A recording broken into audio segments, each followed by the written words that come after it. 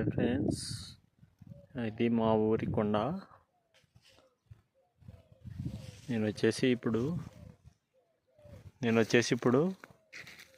ఇక్కడ ఉన్నటువంటి మా పొలానికి వచ్చాను. ఏ పని మీద వచ్చానంటే వీటిని కందిబుడ్డలు అంటారండి. ఫస్ట్ ఇలా కాపు ఇత్తనం వేసిన తర్వాత ఇది ఇలా అయి కందిబుడ్డలు అవుతాయి అన్నమాట. దీన్ని కోసి ఇలా వేస్తారు, ఎండేస్తారు. ఎండిన తర్వాత దీన్ని అంతా ఒక చోటికి చేర్చడానికి కల్లం అనేది తయారు చేయడానికి వచ్చాము.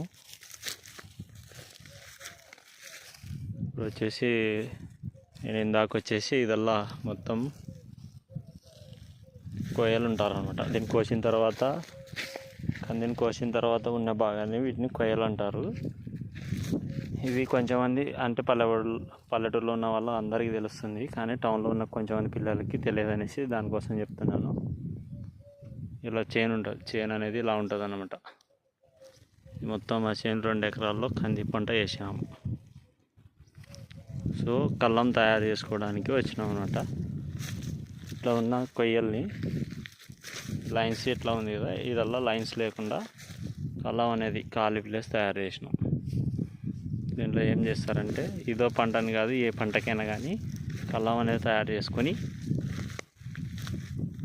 దాన్ని ఒక చోటికి చేరుస్తారు. ఇట్లా కుప్పలాగా అన్నీ కలిసి కుప్పలాగా చేసి దాన్ని కట్టెలతో కొడతారు. కట్టెలతో కొట్టడం వల్ల ఏమవుతుందంటే అవన్నీ గింజలు ఉంటాయి, కందిలో ఉన్నటువంటి గింజలు అనేటివి బయటకు వచ్చేస్తాయి.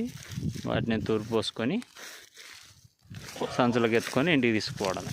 అట్లా కందులు అనేది ఇంటికి చేరుతాయి.